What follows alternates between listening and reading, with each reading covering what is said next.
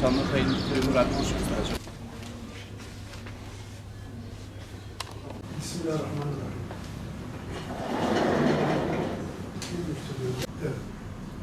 Bu bizim 83 kişiden 12'si güvenlik veriyor.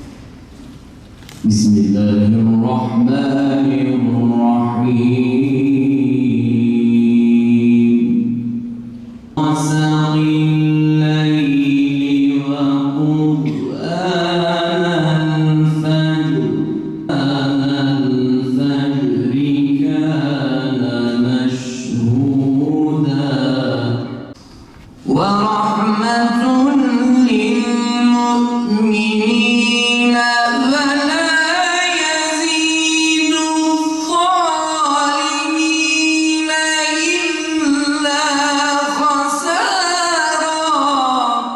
Değerli arkadaşlar, bir ay oldu göreve başlayalı.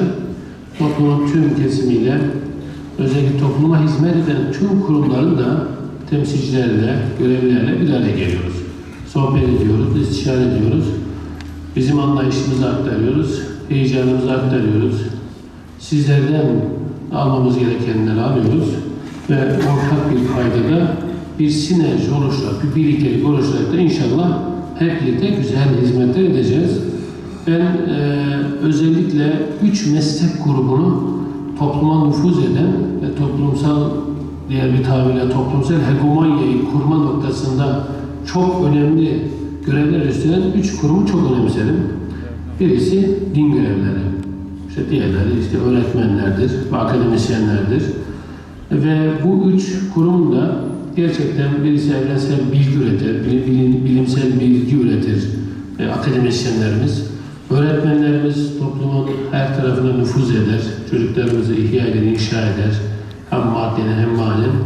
Din görevlilerimiz de aynı anlayışla toplumun her alanda, itikadı anlamında olsun, toplumun temel yaşam beceri kazandırması anlamında olsun, sosyal hayatın işlevsel ve dinamik olması ve düzenli açıdan olsun, imamlarımızla, din görevlilerimizle aynı anlayışla. Yani bu 3 meslek grubu aslında toplumun değişimini, dönüşümünü ve istikamet üzerinde olmasını sağlayan 3 temel meslek grubudur. Diğer gruplar önemsiz mi? Hayır. Ama bu 3 meslek grubu her tarafa sirayet eder. Toplumun tüm kılcal durumlarına sirayet eder. Onun için imamlarla bir arada olmamızın da özel bir anlamı var. Benim idarecilik rotamda, anlayışımında önemli bir yer tuttuğunu özellikle ifade etmek istiyorum. Sizlerle bir araya sık sık bir araya geleceğiz. Müftülükten sunum aldık az önce. Hocalara, müftümüze, ekibine teşekkür ediyorum. İnşallah çok daha güzel hizmetler hep birlikte yapacağız.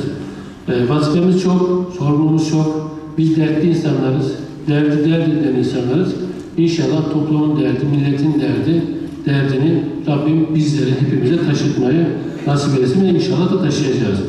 Çocuklarımızı camiyi de merkez yaparak, Kur'an kurslarımızda odak yaparak çocuklarımızı inşallah camilerde, Kur'an kurslarında buluşturacağız. Ben bunları yakinen takip edeceğim, verileri alacağım. Fırsat buldukça da camilerimizi, Kur'an kurslarımızı ziyaret edeceğim.